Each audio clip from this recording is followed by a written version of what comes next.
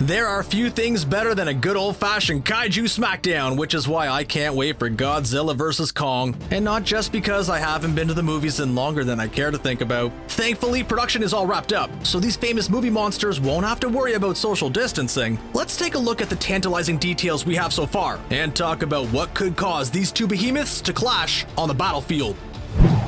Before I take you down to Speculation Town, let's take a look at what we know about the film so far. Unlike many other movies and television projects, production on Godzilla vs. Kong wrapped safely all the way back in April 2019, so hopefully its opening won't be delayed. Right now, it's set to hit theaters on November 20th, 2020, and it's going to be available in 3D and IMAX as well as standard 2D. Oh, and according to director Adam Wingard, it's going to absolutely knock our metaphorical socks off. The movie's gonna be rated PG-13, but Wingard claims he really pushed the limit of intense sequences of creature violence, destruction, and brief language. He also shared this petition to have King Kong shove a tree in Godzilla's mouth the way he did in the 1962 film King Kong vs. Godzilla, a scene I didn't know I desperately needed to see in IMAX until right this moment. And speaking of the great cinematic masterpiece King Kong vs. Godzilla, producer Alex Garcia has stated that this film will not simply be a remake, but rather it will bring some new and interesting aspects of giant monster fights to the big screen. Obviously, the movie takes place in a time when King Kong and Godzilla are roaming the earth, and spoiler alert, they're going to clash in a spectacular battle of the ages. We also learn that Monarch will be going on a perilous mission into uncharted terrain, looking for clues about where these earth-shaking titans came from. Meanwhile, a human conspiracy threatens to wipe the creatures, both good and bad, from the face of the earth forever. Well, unless this is both the fourth and last entry into the Monsterverse of movies, I'm guessing the human conspiracy won't be successful, but that gives us a lot to work with, especially when we consider the other details they've spilled. Apparently, Monarch must lead the way to a prosperous future alongside the Titans, keeping humanity in check. But unfortunately, different groups pop up, each hoping to use the Titans for their own goals and pushing them to outright war, which could potentially destroy all life on the planet. So needless to say, the stakes are pretty high. Michael Dougherty directed and co-wrote Godzilla King of the Monsters and also worked on the script for Godzilla vs. Kong. He had some thoughts on the movie's big matchup, and it may not be as one-sided as you're thinking. I mean, Godzilla is King of the Monsters, so it doesn't seem smart to bet against him, but Dougherty suggests not counting Kong out so quickly. He pointed out that the giant ape we saw in Skull Island was still a growing boy and hadn't reached his full potential. Godzilla vs. Kong will show us a much more grown-up monster who's developed in terms of strength, speed, and perhaps most importantly, intelligence. Yeah, Godzilla has radioactive breath, but Kong's smart enough to use tools, and he has a pair of handy-dandy opposable thumbs. Us humans manage to do plenty of damage with these bad Larrys, and we don't have anywhere near the amount of strength or biting power as a creature like Kong. Hey, I'm not throwing shade against Godzilla, but if Batman can outsmart Superman enough to gain advantage on him in Batman v Superman, then maybe we shouldn't count Kong out just yet. Dougherty actually compared this Clash of the Titans to an even bigger fictional fight, the one between Rocky and Ivan Drago. He acknowledged that us humans just like to see epic battles regardless of why they're occurring, but said that he intends for their motivations to make sense story-wise instead of just seeming forced. So obviously we know that these two both want to be king of the monsters and that they're not known for playing nicely with one another. According to the synopsis, strange seismic activity draws the attention of Godzilla and Kong alike. So one reason for their confrontation could be the fact that they're two aggressive predators who find themselves sharing space and decide to see who's top dog, or top kaiju, I guess.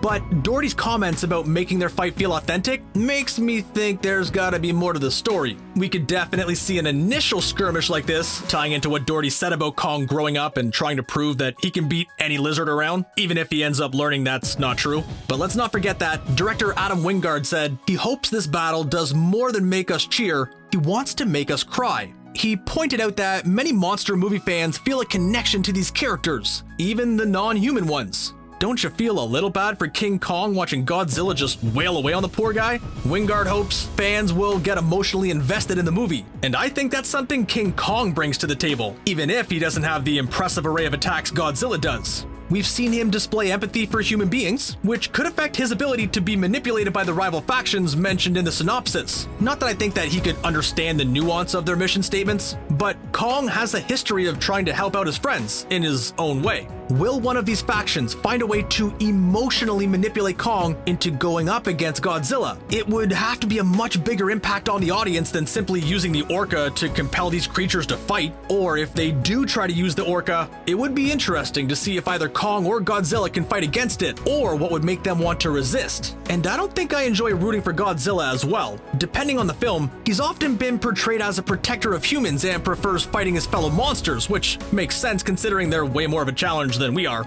By the end of King of the Monsters, the cast mostly came around to the idea that he isn't an inherently dangerous and evil creature, although they acknowledged he's had some bad PR in the past. Seeing humans manipulating Godzilla after he did us a solid by destroying Ghidorah would also have an emotional impact.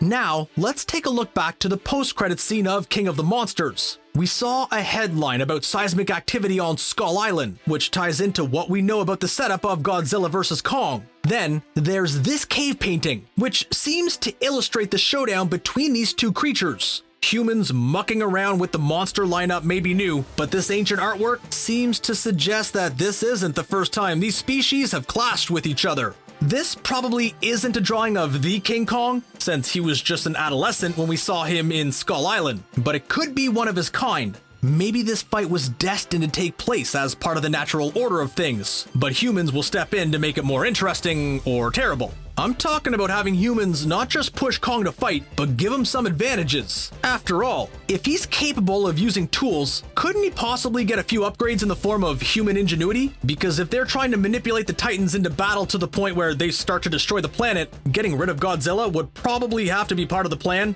since he generally puts a stop to that kind of thing. But what would really muck up the order of things would be the Mechagodzilla. We've seen a supposed toy leak, as well as a possible hint in King of the Monsters that seems to point to his arrival. During the post-credit scene, there's an article about Monarch boosting forces around Skull Island. The article mentions a mechanized giant on Skull Island, as well as an attempt by Monarch to scare the public and drum up support. Mechagodzilla is a major game changer. In Godzilla vs. Mechagodzilla, he masqueraded as the real thing, which caused a lot of confusion on the part of humans wondering why Godzilla was being such a jerk. In this movie, he was created by aliens, but it's possible that a human group could be just as guilty. Let's be real, Godzilla already needs some PR work, and this definitely would not help the public opinion of him. Evildoers may use Mechagodzilla to encourage an anti-Godzilla sentiment, get the public good and riled up, and then ultimately, Godzilla will be forced to triumph over his mechanical counterpart, possibly with the help of his, well, maybe not his friend, but temporary ally, King Kong. Hey, I know the movie is called Godzilla vs. Kong, but there's no reason why they can't fight together against a common foe, albeit temporarily. Having a mechanical monster fight against organic ones like Kong and Godzilla would also help highlight the real fight between mankind and monsters. Plus, introducing Mechagodzilla would be a major move for the Monsterverse and could tie into more films further down the road.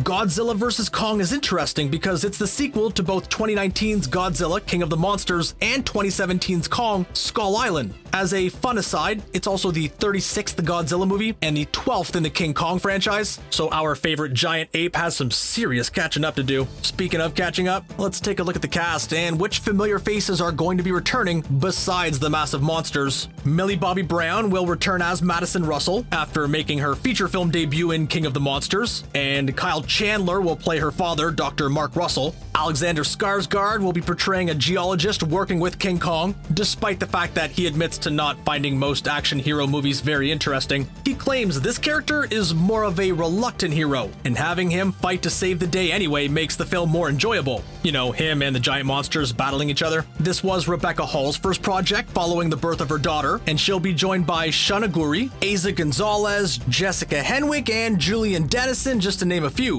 Of course, the human cast members are far less than the monsters, but hey, they worked hard on the film too, and depending on how the Monsterverse unfolds, we could end up seeing a lot more of them. Like I mentioned earlier, this is the fourth flick in the Monsterverse cinematic universe. This world kicked off with Godzilla and continued with Kong, Skull Island, and Godzilla, King of the Monsters. Godzilla vs. Kong will be the fourth installment, and monster movie fans are hoping it's just really the beginning. Personally, I'm hoping we get to see Mechagodzilla in this film and many others.